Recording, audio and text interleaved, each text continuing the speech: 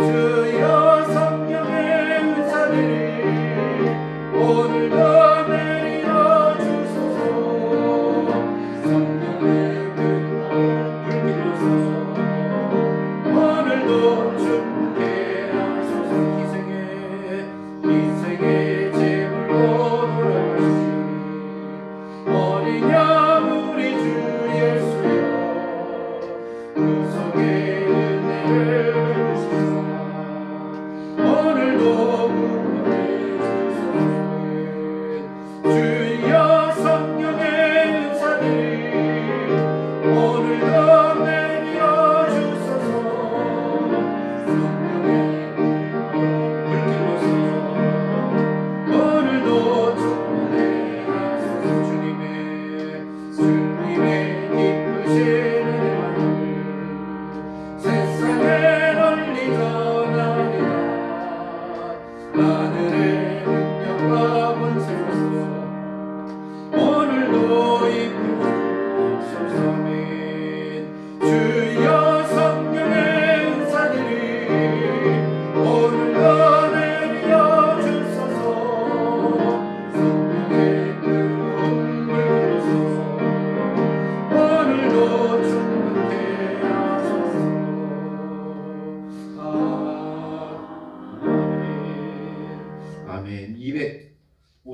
찬송합니다. 주 예수 크신 사랑 늘 말해 주시오. 찬송가 205장 찬송합니다.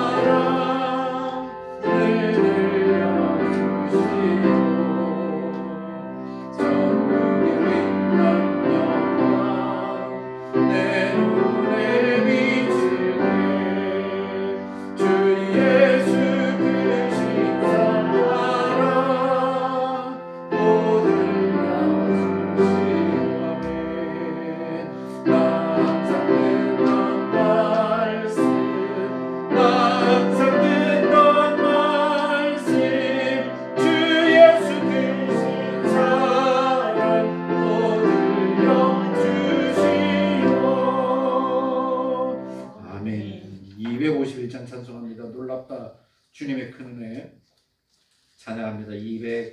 251장입니다.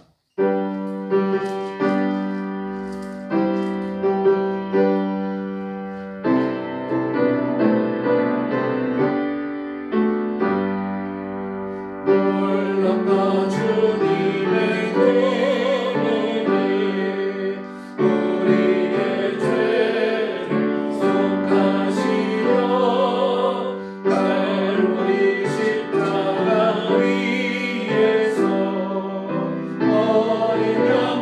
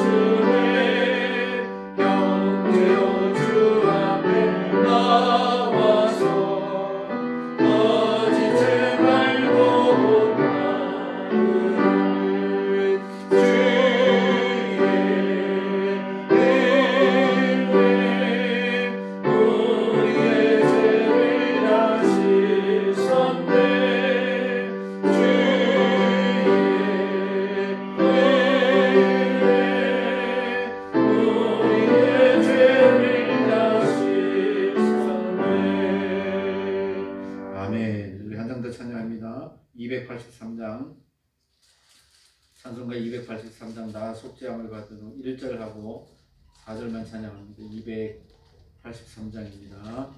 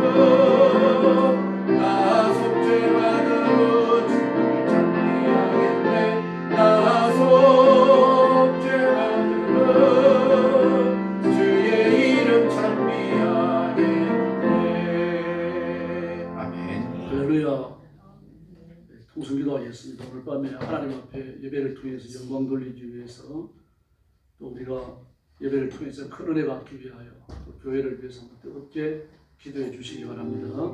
같이 기도하겠습니다. 자비하신 아버지 감사합니다. 오늘 수요일 밤에 저희들을 거룩한 자리로 불러주시고 엎드려 경배하며 하나님 앞에 예배하게 하시니 감사합니다. 성령님 이 자리에 능력과 권능으로 임하여 주시고 저와 사랑하는 온 성도들을 사로잡으시고 그 입술의 간구와 기도와 하나님 앞에 상달되는 고귀한 시간이 되게 하여 주시옵소서. 혹시 범죄하였을지라도 용서하여 주시고 십자가의 은총을 새롭게 드리는 귀한 시간이 되게 하여 주시옵소서. 우리의 말과 허물된 행동들을 용서하여 주옵시고 우리의 마음이 성결치 못했던 것을 용서해 주시고 예수 그리스도를 본받아 성결함을 드리는 귀한 시간이 되도록 역사하여 주시옵소서. 성령님 거룩한 영으로 오셔서 우리를 다스려 주시기를 원합니다. 우리의 가정을 다스려 주시고 우리의 교회를 다스려 주시기를 바랍니다. 성도들 가정마다 평안하게 하시고 하나님의 은혜가 넘치는 복을 허락하여 주시옵소서. 교회가 날마다 부흥하며 성장하게 하시고 하나님의 영화로운 복으로 쓰임받는 살아있는 교회, 깨어있는 교회가 되게 하여 주시옵소서. 자비하신 하나님 아버지, 우리 교회를 주님 앞에 맡깁니다. 하나님의 품에 품어주시기를 바랍니다. 그 사역이 하나님의 영광을 드러내게 하여 주시기를 바랍니다. 온 성도들이 하나님의 존귀한 일꾼으로 쓰임받게 하여 주옵시기를 간절히 원합니다. 기도의 복과 성령 충만함을 주시고 땅에 기름인 복을 주시옵소서. 강건하게 하시고 물질에 충만하게 하시고 죽도록 충성할 수 있는 종들 되도록 주께서 역사하여 주시옵소서. 오늘 밤에도 큰 은혜 베풀어 주시는 것을 믿습니다. 자비로우신 아버지 감사합니다. 오늘 밤에도 저희들이 하나님 앞에 영광 돌리기 위하여 모였습니다. 예배에 합당하지 못한 심령들을 용서해 주시고 그리스도의 보혈로 씻기사 성결을 회복하는 은혜로운 시간이 되게 하여 주시옵소서. 억압받는 땅 중국과 죽음의 전쟁터와 온 세상이 흩어져서 보험절하고 주의 재림을 기다리는 선교사님들, 신실한 주의 종들과 성도들을 기억하여 주시고 그 선교의 현장에 기적을 허락하여 주시옵소서. 오늘 밤에도 큰 은총 베풀어 주시기를 원하옵고 예수님의 이름으로 간절히 기도 올리옵나이다. 아멘.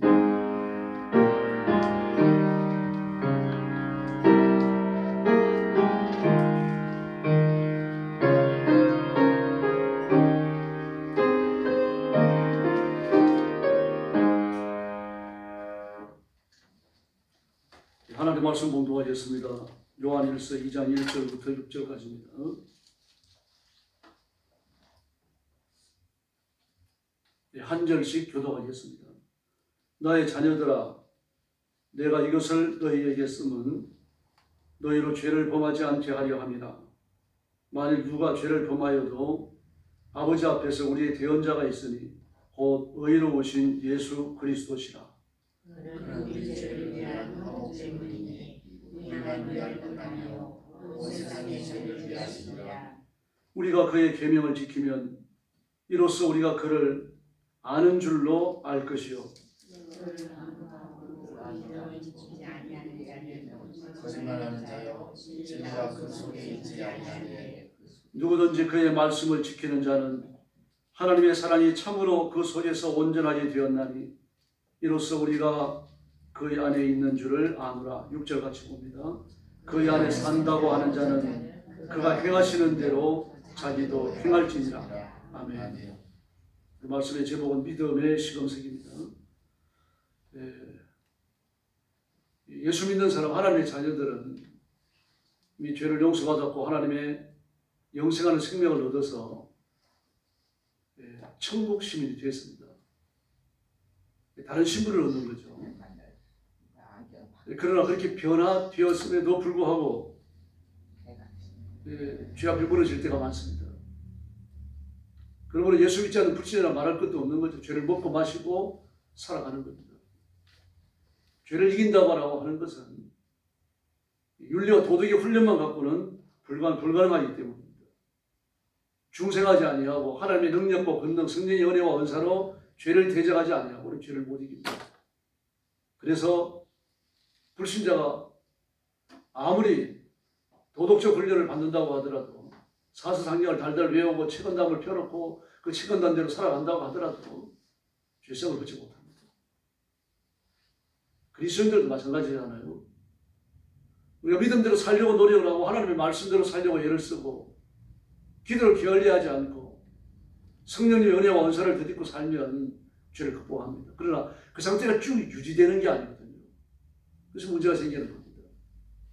때로는 마음속으로 죄를 짓기도 하고 입으로 죄를 짓기도 하고 또 행동으로 죄를 짓기도 합니다.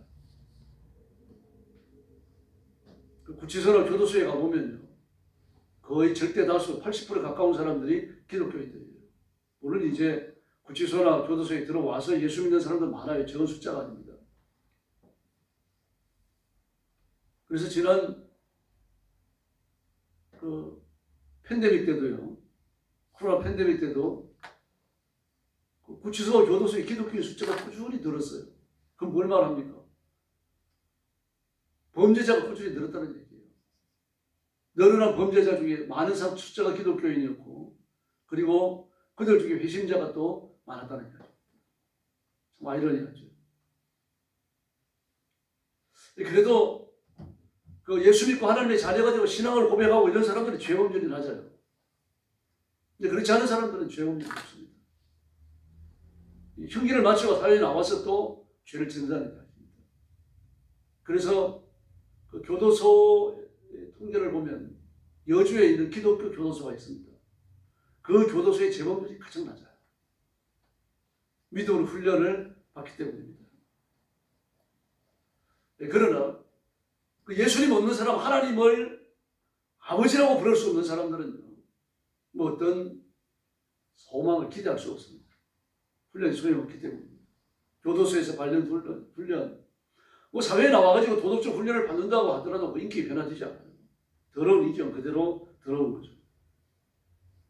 그러나 거듭난 사람에게도 그와 같은 약점이 있습니다. 거듭났고 거룩에 졌고 하나님의 자녀가 됐지만 육신의 정욕이 공존한다는 사실입니다. 육신을 가지고 있었을 거예요. 그래서 육신을 벗는 그날까지는 어쩔 수 없는 겁니다. 그 육신의 연약함을 껴안고 살아가는 거죠. 일단 예수 믿고 나면 변화가 일어나잖아요. 교회에 나가는 큰 변화가 일어나요. 교회 아무나 나가는 거 아닙니다. 교회 나가는 것 자체가 힘들어요. 그래서 교회 나가는 것을 문화 충격이라고 부릅니다. 여행자들이 외국에 나가면 문화 충격을 받아요.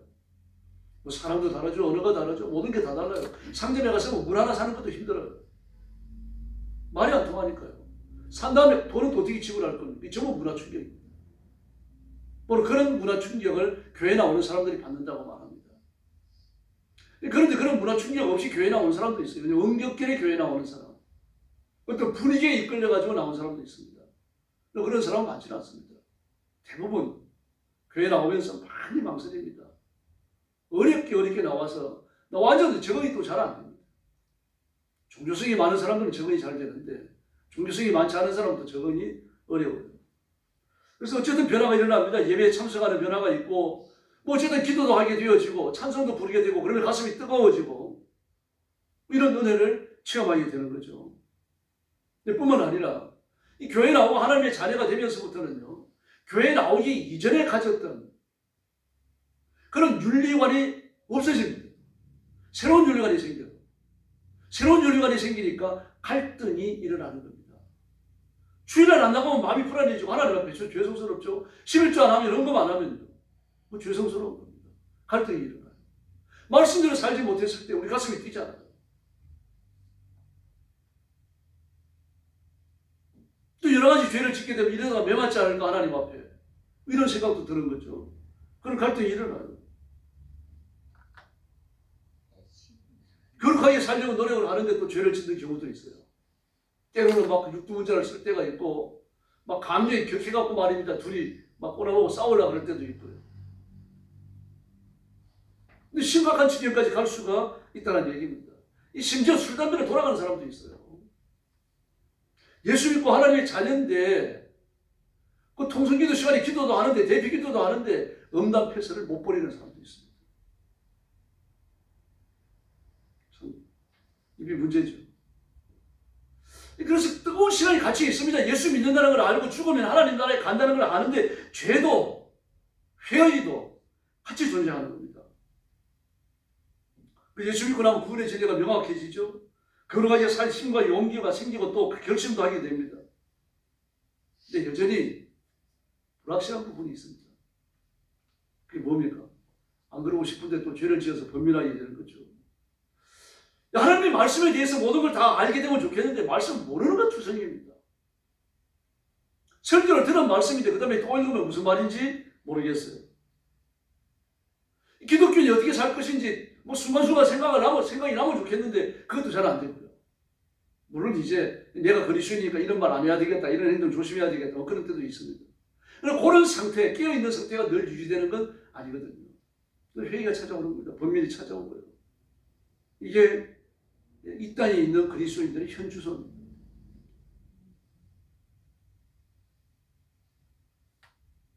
제가 부활절이 되면 그거 말씀드리잖아요. 조인희 목사님 교회에 일어났던 일이에요. 순복음 오산에 있는 순복음 교회 원목으로 있던 김상원 목사님 돌아가셨어요. 그 사모님이 먼저 돌아가십니다. 돌아가시고 얼마 안 있다가 그 목사님이 따라 돌아가셔요. 그렇게 조인희 목사님을 친해놓으니까 조인희 목사님이 그 장례식 주례를 보는데 입관 예배를 드립니다. 입관 예배를 한참 드리는데 시대가 벌떡 일어나는 겁니다. 그래갖고 조인희 목사님 필두로 해가지고 막 사람들이 놀래갖고 처음부터 도망을 나갔어요. 근데 이게 어떻게 합니까? 장례를 진행해야 되니까요. 다시 돌아서갖고 스크럼을 짜고 말입니다. 막 사탄아 물러가라 그러면서 들어왔어요. 왜 부활했다고 생각 못했을까요? 들어와 보니까 진짜 귀신이 아니고 부활하신 겁니다. 김상원 목사님. 하나님 되돌려 보냈어요. 그 영혼을. 일 더 하다가 오라고. 그 조영기 목사님도 있고 순복음교회 유사한 목사님들이 많은데 어느 한 사람도 부활했다라고 생각을 못하는 겁니다. 그게 육신입니다. 여러분. 우리 죽은 사람이 살아났다 그러면 귀신이라고 생각하지 부활했다고 생각을 안 하거든요. 그게 육신이에요. 육신의 연약함입니다. 근데 이런 연약함, 육신의 연약함이 예수 믿고 나서도 하나님의 자녀가 됐어도 그든난 이후에도 지속적으로 우리 인격을 지배하려고 한단 말입니다. 그래서 우리가 늘 영적으로 깨어 있어야 됩니다. 영적으로 깨어서 하나님께만 굴러해야 할 줄로 믿습니다.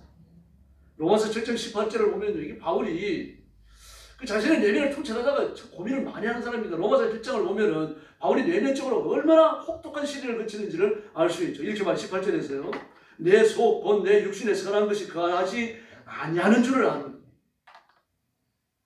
내가 원하는 거 선을 행하지 않는구나.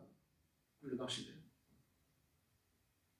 또 갈라디아서 5장 17절도 마찬가지입니다. 육체의 소욕은 성령을 거스리고 성령의 소욕은 육체를 거스리나니 이 둘이 서로 대적함으로 너희가 원하는 것을 하지 못하게 하리라 합니다.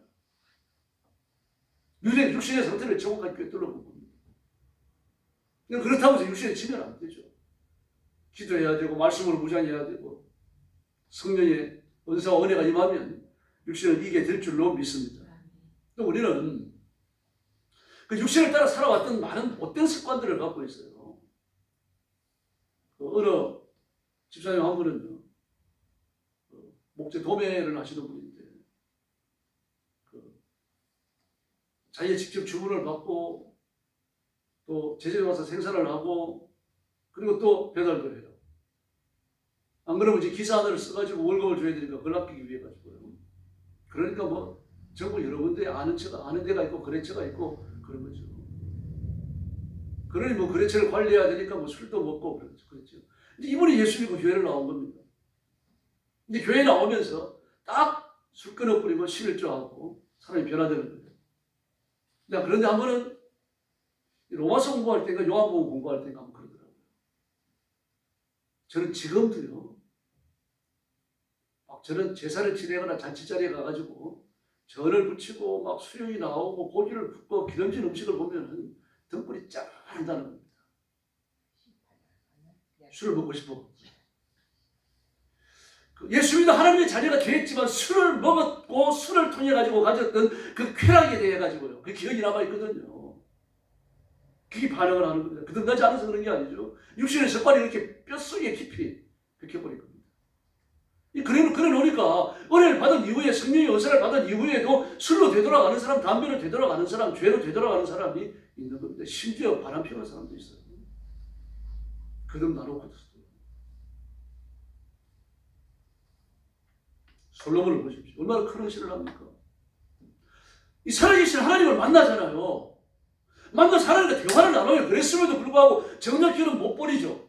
그 이방인 우상숭배를 공주들 데리고 와요. 그 공주들이 오면서 그냥 뭡니까? 자기가 숨긴 우상단지 그대로 다 가지고 오죠.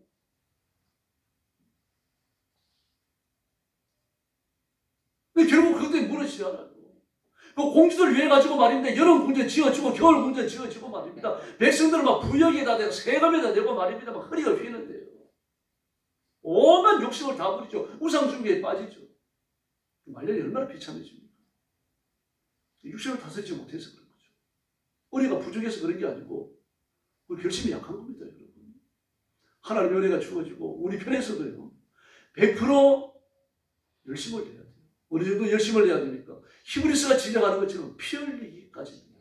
피 흘리기까지. 여호수아한테 거르겠습니다. 어디 다른 왕들이 다 하는 정략교를 해버립니다. 누구 합니까? 아합에 따라고 하잖아요. 북왕국 아합에 따라가요. 그게 거의 통치의 큰 오점이죠. 아주 부끄러운 오점으로 나왔습니다. 방탕히 살던 사람이 회심하고 교회를 나오고 하나님의 자녀가 되고 거듭나서 새 사람이 되지만, 막 부인의 참석해서 은혜를 받고 그러지만, 죄 지을 기회가 곁에 있으면 그거 참지 못하고 그냥 죄에 한 발을 담가버리는 경우가 있다. 인간은 약합니다. 내가 약하고 싶어서 약한 게 아니라 거듭났지만 하나님의 자녀가 됐지만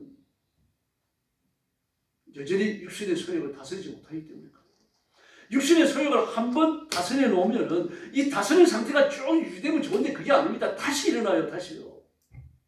기회만 있으면 육신의 소욕은 다시 머리를 들고 일어나는 겁니다. 다시 이렇게 고백합니다. 대전하는 내 죄가를 아오니 내 죄가 항상 내 앞에 있사오니. 믿음도 없는 사람 같아요. 다윗 같은 사람이 누가 있습니까? 또 시편 51편 4절에 내가 죽기만 범죄하여 주의 목전에 악을 행하여 싸우니. 또 5절에서 뭐라 그러니까 내가 죄악 중에 출생하였으니 모친이 나를 죄 중에 잉태하였나이다. 그렇게 말씀들을 바로 살려고 발동치는 사람 아닙니까? 그런데도 불구하고 이런 고백을 해요. 사울이 로마서 7장에서 했던 거 똑같은 고백입니다. 내 속에 선한 것이 거하지 않는다. 왜 선한 것이 거하지 않습니까? 악이 함께 있기 때문에 그런 말을 했던 겁니다. 선한 것이 없다, 그 말은 거듭나지 않았다는 그런 뜻이 아니고 선으로 충만하지 않다는 얘기입니다. 악이 같이 있다는 얘기예요. 그러므로 그리스도는 결심하고 죄와 싸워야 할 줄로 믿습니다. 언제까지 싸워야 합니까? 이길 때까지 싸워야 돼요. 죄와 이길 때까지 싸우는 겁니다. 그래서 이 죄와 이길 때까지 싸우지 않으면 안 됩니다. 대강대강 싸워서 안 되는 겁니다. 철저하게 밟아야 돼요. 예수님의 이름으로 죄 머리를 깨뜨리시기를 바랍니다. 끝까지 싸워야 되고 성결의 능력으로 싸워야 되고요. 살고 죽는 문제가 결렸다고 생각하고 싸워야 됩니다. 고린도전서 9장 27절을 보면요. 내가 내 몸을 저 복종케 하면 내가 남에게 전파한 후에 도리어 버림이 될까 두려워합니다. 내가 나를 저 복종케 하는 것은 내가 열심히 전도하고 다른 성도들에게 설교도 하고 그렇게 돼서 전부 다 믿음으로 살도록 해줬는데 결국은 내가 버림받지 않겠느냐. 이 정상이 바울이 믿음이 없어가 합니다. 저는 목사가 됐지만 직원들이 너 왜 예수 믿냐 그러면요. 구원받으려고 믿어. 지금도 그렇게 대답해요. 어떤 사람은 저를 비웃어요. 너는 목사가 되었어 그런 소리 하느냐 그래요. 예, 목사가 됐어 그런 소리예요. 그 불신자 못지않은 더러운 생각이 내 속에서 나와요. 실천으로 옮기지 않았을 뿐이죠. 그럴 때마다 느낍니다. 나는 성자가 아니구나. 나 보잘것없는 인간이구나. 정말 예수님이 나를 붙들지 아니하시면 하나님이 은혜를 주지 아니하시면 내가 어떤 인간이 지금쯤 되어 있을까? 뭐 그런 생각이 들어요. 그래서 히브리서 12장 4절에서 뭐라고 합니까? 너희가 죄와 싸우되 아직 피 흘리기까지 대항치 아니하고 피 흘리기까지입니다.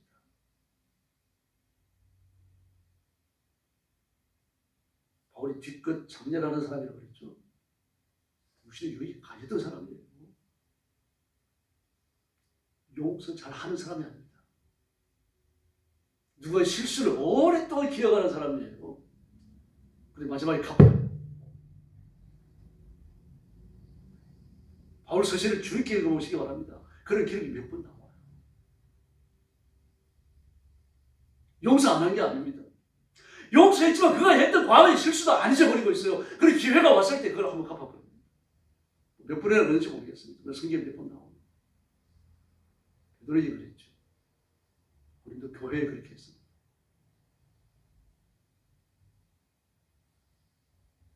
근데 마가에게 그렇게 했던 기록이 없어요. 마가와는 잘 끝납니다. 바나바와 대판 싸우죠. 그에 대한 용서를 구했다는 기록도 없어요. 바나바가 바울이 뭐 실수가 있지 않았나 싶어요. 제 개인적인 생각입니다. 바울 뒤끝이 장렬하는 사람. 그래서 그등하지 않았습니까? 그럼 큰 일꾼이 어디 있습니까? 그러나 그는 죽는 날까지 그 약속 벗어버리지 못했어요. 제가 볼 때 그렇습니다. 그래서 우리가 제가 자신을 쳐서 목숨시켜야 됩니다. 그래서 아무리 몸살이 났더라도 주일날 일어나 교회를 나오셔야 돼요. 자기를 체간해야 됩니다. 몸살 났으니까 하루 쉬어야 되겠다 이게 아니고 몸이 아프지만 내가 교회 나가서 예배 드리고 와야 되겠다. 목사님한테 기도 못하고 와야 되겠다. 그런 생각을 끌고 그런 생각을 품고 그 몸을 풀고 앞에 교회 나오셔야 돼요. 정말 뭐 못 나올 정도로 밖에 외출을 못할 정도로 아프면 뭐 모르겠습니다만 그때 전화해서 목사님 와서 기도해달라고 부르세요. 일들이 잠깐 갔다 올 수 있잖아요. 그리고 또 11절 수입이 빠듯해갖고 또 나갈 것도 있고 그러니까 말입니다. 11절 안 하고 싶을 때도 있습니다. 그럴 때 어떻게 해야 됩니까? 이번에 하지 말고 다음부터 잘해야지. 그래서는 안 됩니다. 자기의 호되게 야단을 쳐야 돼요. 네가 11조 안 하고 떼보자 되냐? 11조 해야 돼. 자신한테 그렇게 말해야 돼요. 다윗이 그랬잖아요. 내 영혼아, 너는 어찌하여 내 속에서 그렇게 불안하여 하는 거. 야단치잖아요. 자기가 자신을. 자신을 쳐서 목숨시켜야 되는 겁니다. 집에서 애들 키울 때도 마찬가지입니다. 애들이 말씀대로 안 살면 야단을 쳐야 돼요. 그러면 어떤 경우는 절대로 사람 기분 챙기지 마시고 하나님 기분을 챙겨야 할 줄로 믿습니다. 사람 두려워하지 말고 하나님 두려워해야 돼요. 그래 나도 살고 내 가족도 사는 거예요. 이 만약에 내 기분을 챙기고 사람 기분을 챙기려고 하고 사람 눈치를 보면 결국 영이 죽습니다. 육을 앞세우는 거거든요. 육을 앞세우고 사람을 앞세우면 영이 죽어요. 성령님이 그 사역을 중단하십니다. 위축되셔요. 인격적인 분이어갖고 내가 막 나사가지고 마음만 하고 돌아다니니까 저한테 치여갖고 위축되신단 말입니다. 성령님은 내 머리에 권총 겨누면서 말씀대로 살래 안 살래 이러는 분이 아니에요. 우리 스스로 결단해가지고 무릎 꿇고 굴복하기를 원하시는 분입니다. 성령은 우리가 싸우는 분 아닙니다, 여러분. 우리가 하나님 앞에 막 오한 방정을 다 들고 말인데 이리 엎어졌다 저리 엎어졌다 그러죠. 우리가 하나님을 싫어하고 하나님을 배역하면 하나님 침묵하셔요. 그 회개하기를 기다리십니다. 그래도 회개치 않으면요. 그들 한테 맞는 거예요. 그래서 법대로 살아야 됩니다. 요한일서 3장 4절을 보면요. 죄를 짓는 자마다 불법을 행하라니 죄는 불법이라. 그렇게 말합니다. 법은 하나님의 말씀입니다. 하나님의 말씀인데 하나님의 법대로 살지 않는 모든 행위가 죄가 되는 거죠. 그러므로 그리스도인은요. 성경에 어긋나는 행동을 해서 안 되는데 문제는 성경을 안 읽는 겁니다. 그 성경을 안 읽으니까 자기 어떤 행동이 성경에 어긋나는지를 잘 몰라요.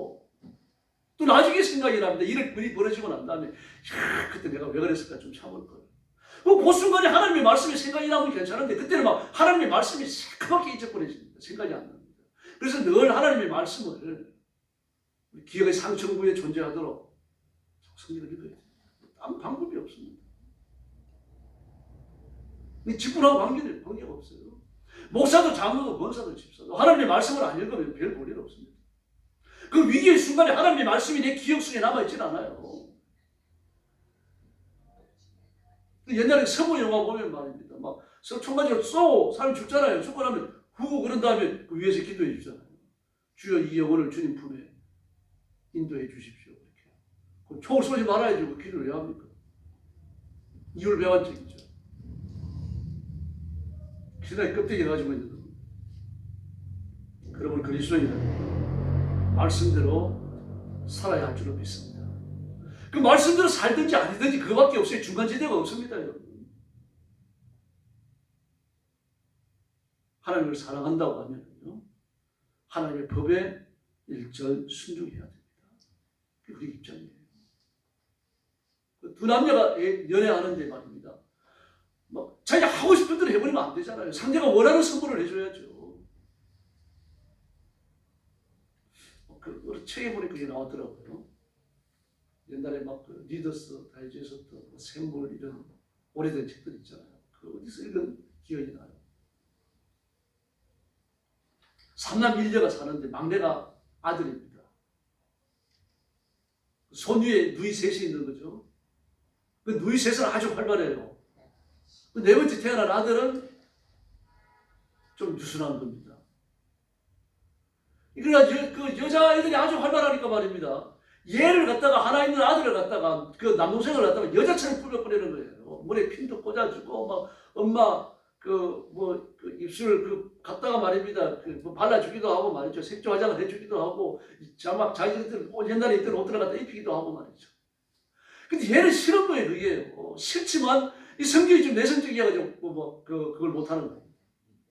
막 그래 놓고는 자기들끼리 좋다고 막 안아주고 뽀뽀를 하고 그런데 가장 싫은 게 뭔가 하면은 누이들이 안아주는 거 하고 뽀뽀하는 거예요. 근데 가장 견딜 수가 없는 거예요. 나중에 그걸 썼더라고요. 옛날에 돌아보면서 누이들이 나한테 그랬는데 난 그것 때문에 누이들한테 원한이 생겼다. 내가 누이들한테 앞으로도 복수할 거다. 문드라고 그렇게 쓴 거죠. 그럼 가장 싫어하는 것을 하면서 가장 싫어하는 것이라고는 생각을 못하는 거죠. 왜 그렇습니까? 상대를 배려하지 않는 겁니다. 자기가 좋아하는 걸 하는 거예요. 자기가 좋아하는 걸 하면서 상대가 좋아하는 걸 한다라고 착각을 하고 있는 겁니다. 하나님 앞에서 그렇게 할 수 있는 겁니다. 내가 좋아하는 걸 하면서 하나님이 좋아하시는 걸, 하나님이 영광 받으시는 걸 한다라고 착각할 수 있는 거예요. 나 은혜와 은사를 받아가지고 굉장한 일을 하고 역사를 하기 전에 순종을 먼저 해야 됩니다.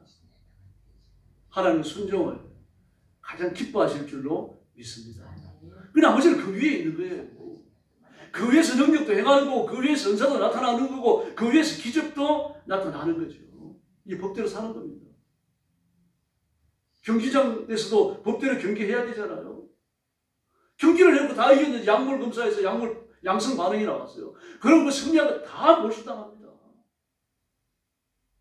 만약에 세계 대회에서 3년 4년에 걸쳐갖고 올림픽도 참석을 해가지고 말입니다. 금메달을 막 10몇 개를 땄습니다. 막.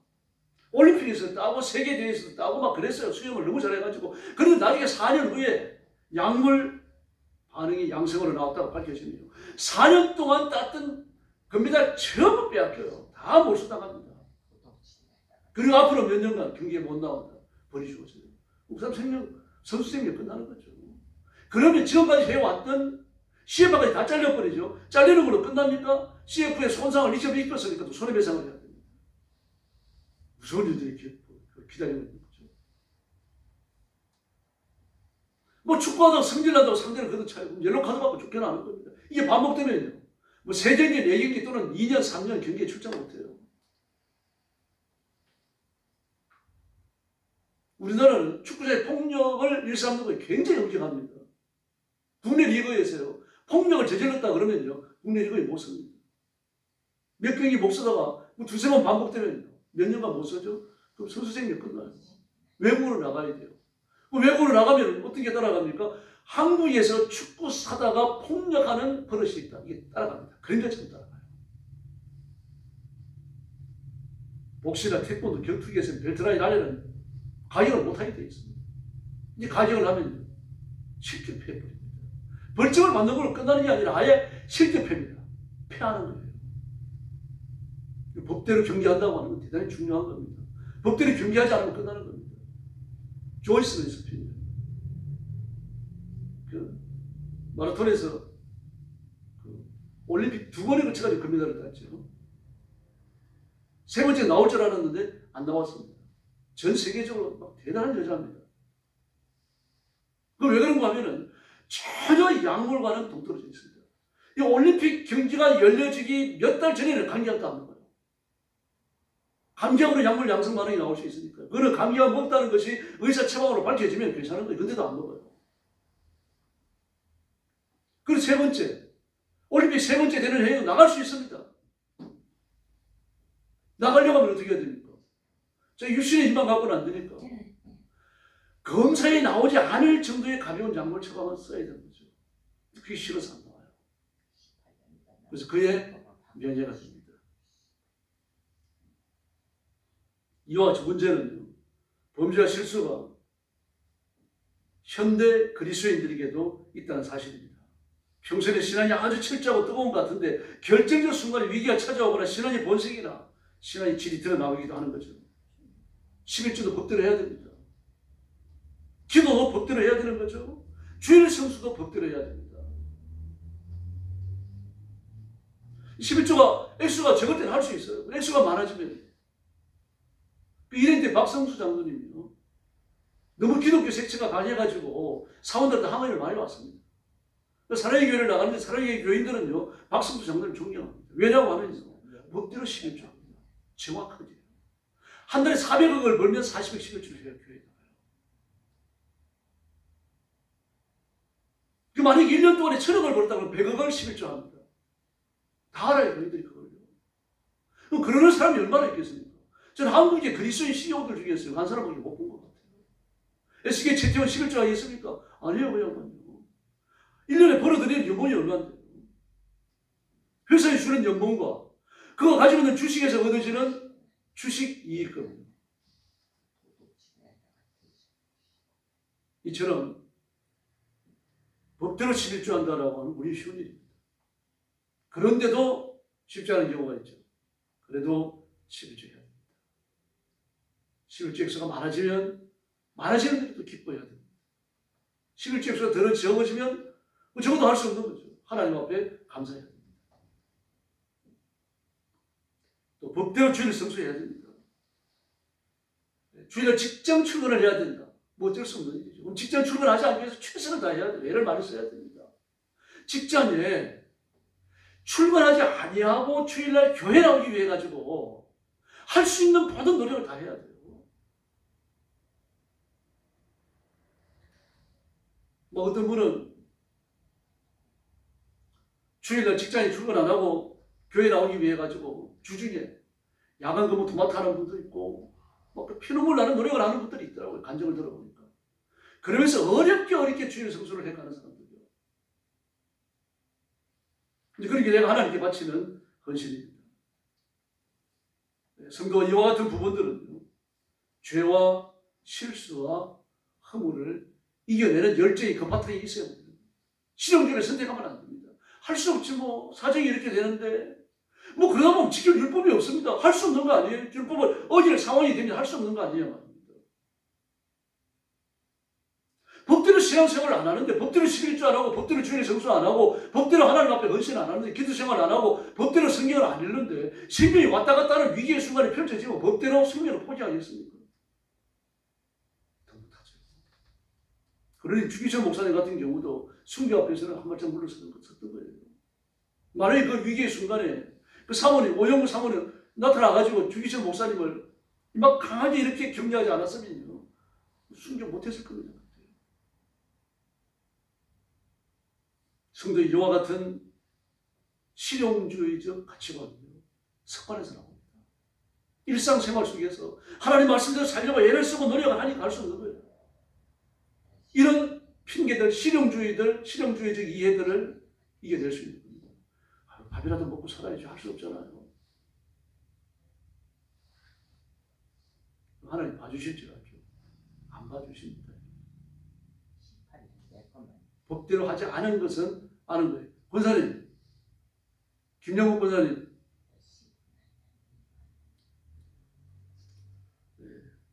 이처럼 성도가 하나님 말씀 앞에 철저히 굴복하기보다는 실용주의적 이익을 쫓아가면 문제가 되는 거예요. 양심을 날카롭게 하고 하나님 말씀 앞에 엎드리고 주의 거룩함에 인도함을 받아야 할 줄로 믿습니다. 디모데후서 2장 5절을 보면 경계하는 자가 법대로 경계하지 아니하면 면류관을 얻지 못할 것이며, 아멘. 그 경계하는 자가 법대로 경계하지 아니하면, 하나님 말씀대로 살지 아니하면, 하나님 말씀대로 복종해 나가지 아니하면 면류관을 얻지 못한다고 이야기하죠.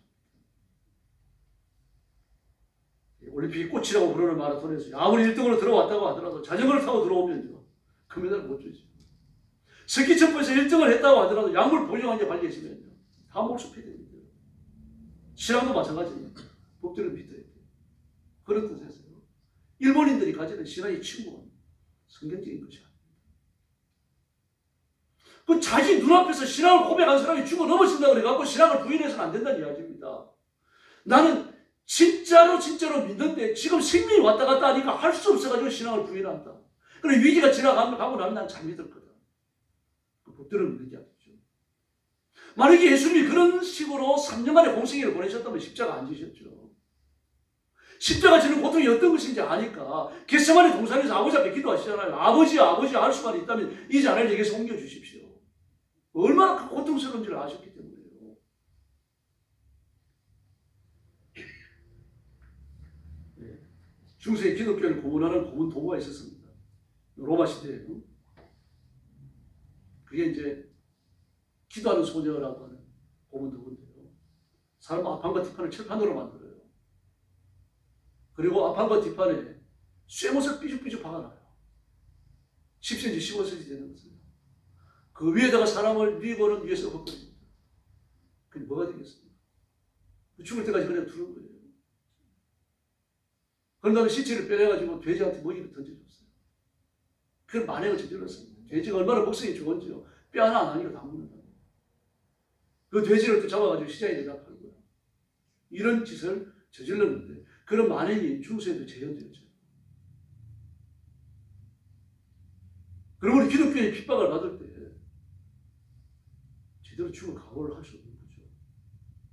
지금 북한에서도 그렇잖아요. 기독교인들 때려 죽여요. 노동교화서, 교화소에 잡아넣었을 때, 정치교화서는 노동교화소에 잡아넣으면요, 그냥 때려 죽어도 아무런 법적인 적용이 안 되는데, 그리스도인들 거기에 들어가는 건 죽이기 위해서 집어넣는 겁니다. 본보기로 시장에서 공개 처형하는 것 이외에는 전부 다 그런 데서 순교당합니다. 근데 탈북한 사람들의 말을 들으면 기가 막혀요. 법대로 기도하지 않다면 응답도 못 받습니다. 마가복음 9장에 보니까 예수님께서 변화산에 올라가면 베드로와 야고보와 요한 세 사람을 데리고 올라가셔서 예수님의 몸이 변화됩니다. 몸이 눈처럼 휘어지죠. 눈부시게 휘어집니다. 하얀색으로 변하죠. 그리고 모세와 엘리야가 나타나서 대화를 합니다. 그리고 내려오십니다. 내려왔더니 어떤 아버지 하나가 자기 아들을 데리고 왔는데 불만 보면 뛰어 들어가고 물만 보면 뛰어 들어가는데 악한 영이 그렇게 하는 겁니다. 귀신 내렸다고 그랬잖아요. 제정신이 아닌 거죠. 그러니 혼자 놔둘 수가 없는 거예요. 누가 하나가 그걸 붙들고 있어야 돼요. 그거는 농사 지어 먹고 살든지 짐승 키워 먹고 살든 그런 시대인데 그 하나 있는데 그 알을 붙들기 위해 가지고 한 사람이 하루 24시간 붙어 있게 되죠. 두 사람 노동력을 빼앗는 거 아닙니까? 가난할 수밖에 없죠. 뭘 먹고 삽니까? 기가 막힌 일이 아니에요. 그러니까 애를 덮고 데리고서 귀신 잘 쫓아낸다는 예수님을 찾아온 겁니다. 예수님이 안 계셔요. 그래서 제자들한테 사정을 다 이야기하니까 이미 그 이전에 제자들은 둘씩 짝짝이 나가서 전도를 하면서 악한 영을 쫓아내고 병자를 고치고 많은 기적을 행했잖아요. 그 기적을 해갔으니까 뭐 이런 것 때문에 쉽지 달려들어서 기도하는데 꼼짝을 안 합니다. 분명히 9이 달려들어가지고 안수했을 거예요. 아무 변화가 안 일어나요. 근데 예수님이 내려오니까 이러는 겁니다. 예수님의 제자들이 아무 일도 못했습니다. 이랬습니다. 그래서 뭐라 그러니까 당신이 뭘 하실만 하거든 내 아들을 좀 고쳐주십시오. 예수를 꾸짖어서 할 수 있거든요. 무슨 말이냐. 믿는 자에게는 능치 못할 일이 없느니라. 그리고 명령을 합니다. 악한 일. 근데 뭐라고 명령합니까? 귀먹고 벙어리 된 귀신아. 그럼 물에만 뛰어 들어가고 불에만 뛰어 들어가는 게 아니라 듣지도 못하고 말도 못하고 있었던 거죠. 그게 나오더라고요. 금방 나오더라고요. 그리고 일 끝난 다음에 집에 돌아오고 사람이 있는 데서 못 물어봤어요. 창피하니까. 사람이 없는 데서 제자들만 있는 데서 묻는 겁니다. 우리는 왜 못했어요 선생님? 그러니까 금식과 기도 외에는 이런 주가 나갈 수 없느냐. 그러면 제자들이 기도는 기도가 아니라는 얘기죠. 법대로 한 기도가 아니라는 얘기입니다. 그래서 기적을 일으키기 위해 가지고 뭔가를 좀 해보기 위해 가지고 사람이 어떤 능력을 보이기 위해 가지고 뭔가를 좀 자랑을 해보려고 기도했던 거죠. 순수한 기도가 아니었어요. 예수님의 이름으로 악한 영을 그 지배하고 있는 악한 영을 쫓아내고 말입니다. 마귀의 권세를 깨뜨리고 하나님의 영광을 드러내는 이런 기도가 아니었던 겁니다. 자기 이름을 드러내고 자기의 능력을 드러내고 봐라 예수님이 하는데 나도 한다. 이런 걸 좀 보여주려고 했던 거죠. 그러지 않냐고는 주님이 그런 말 하실 리가 없잖아요. 믿음도 마찬가지입니다. 믿음도 법대로 믿어야 됩니다.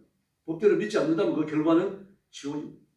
오직 예수님, 오직 그리스도, 오직 십자가 뿐인 줄로 믿습니다. 그 외에 구원 방법이 없습니다. 예수님을 구주로 믿지 아니하고는 예수 그리스도를 내 구주로 고백하지 아니하고는요 천국에 못 갑니다. 온 세계인이 율법을 믿는다고 하더라도 그것 가지고 온 세계인이 다 천국 못 갑니다. 82억이죠. 85억이라고 그러나요? 세계 인구가.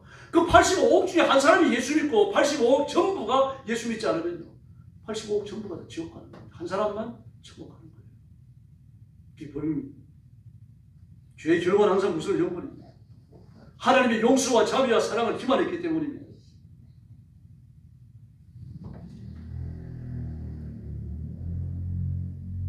살아있으니까 영혼은 아직 지옥에 버려지지 않았죠. 그러나 그 영혼을 쥐고 흔드는 게 뭡니까? 마귀입니다. 사단이죠. 악한 영들입니다.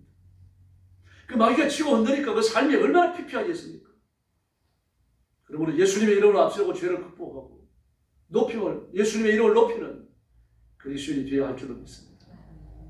그리고 우리는 또 구원에 대한 회의도 경험을 합니다. 나는 과연 구원받았는가?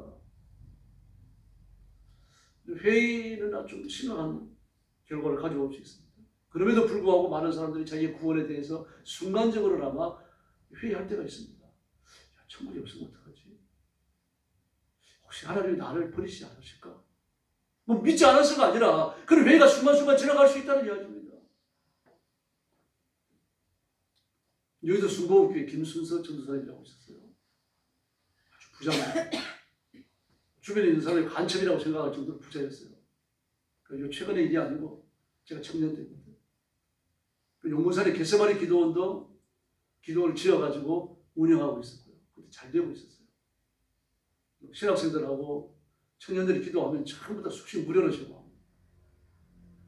어른들도 와가지고 좀 가난하다고 얘기하는 사람들 전부 다 숙식 무료로 제공합니다. 목회자들이 와도 무료로 주고 돈 내고 밥 먹는 사람이 별로 없었어요. 이들 혼자 그렇게 운영했어요. 근데 순복음교회에서 전도사 생활을 했습니다.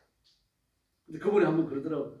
제가 이제 군에 가기 전에 한 1년 정도 뜨겁게 전도했었어요.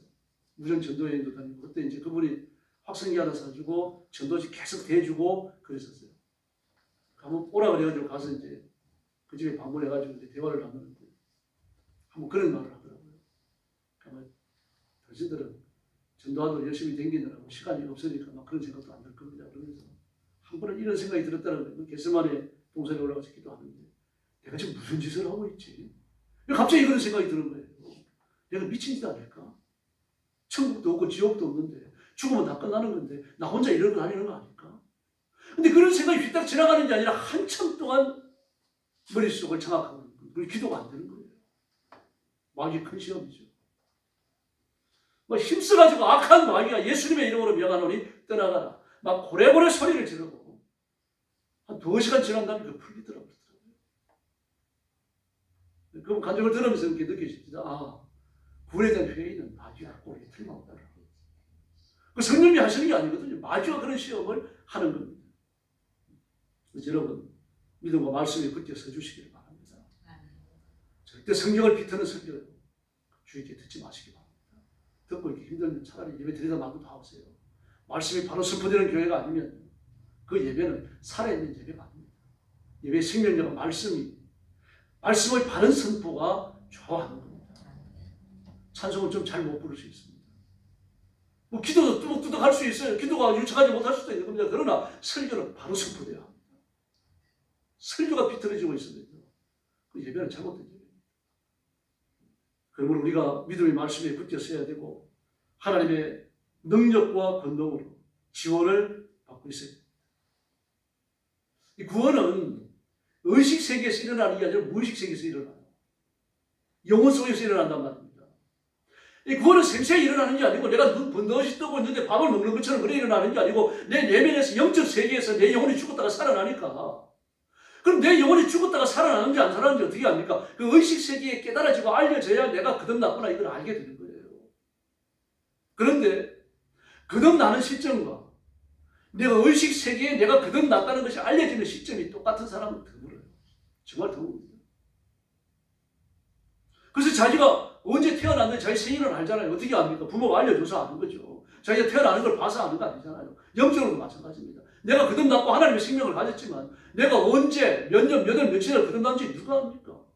근데 그런 사람도 있어요. 왜 그런가 하면 거듭날 때 하도 요란하게 거듭나가지고요. 주위 사람들이 알려주니까 아는 겁니다.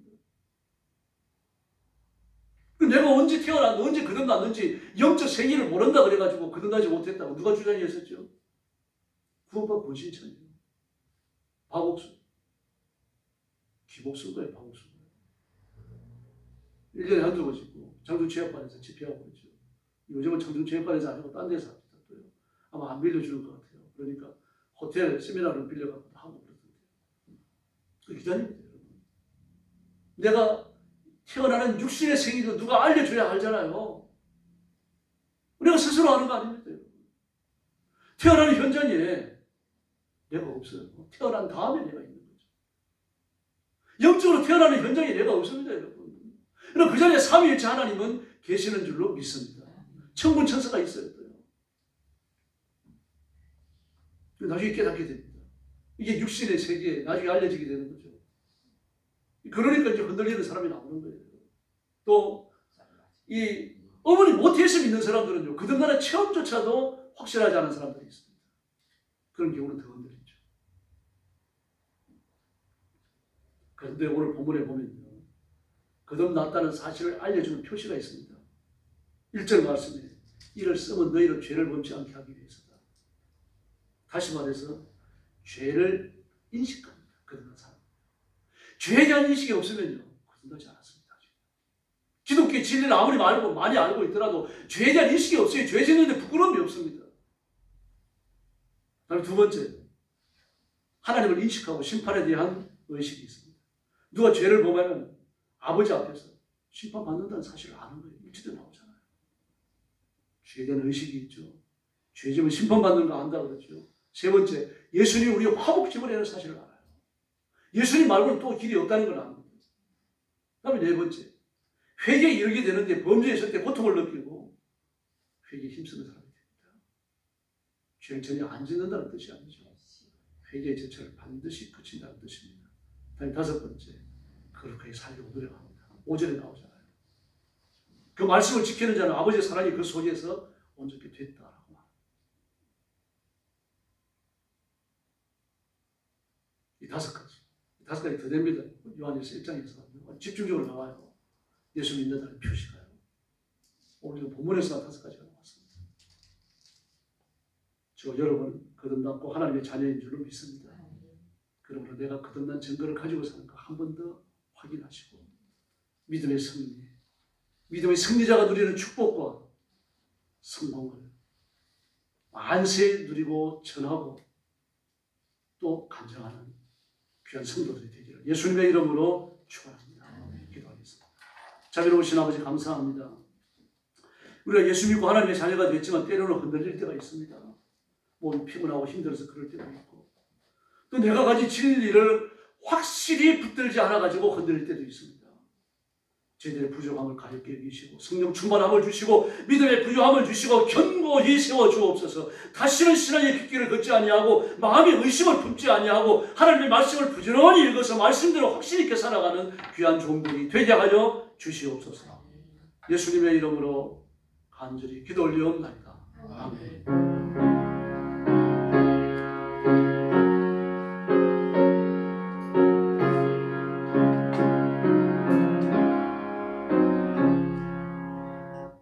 (524장) 부르겠습니다.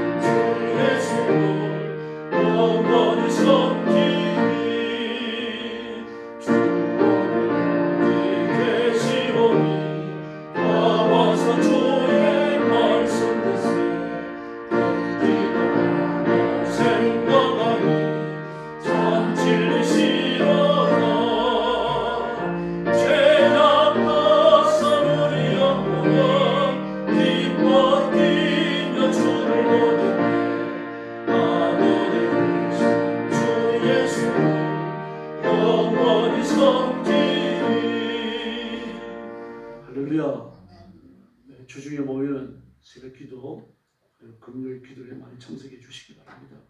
옆에 있는 분들하고 인사 나눠주시기 바랍니다. 먼저 인사합시다. 날마다 성결하게 삽시다.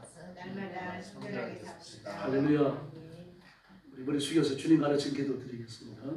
하늘에 계신 우리 아버지, 아버지의 이름을 거룩하게 하시며 아버지의 나라가 오게 하시며 아버지의 뜻이 하늘에서와 같이 땅에서도 이루어지게 하소서. 오늘 우리에게 일용할 양식을 주시고 우리가 우리에게 잘못한 사람을 용서하여 준 것 같이 우리 죄를 용서하여 주시고 우리를 시험에 빠지지 않게 하시고 악에서 구하소서. 나라와 권능과 영광이 영원히 아버지의 것입니다. 아멘.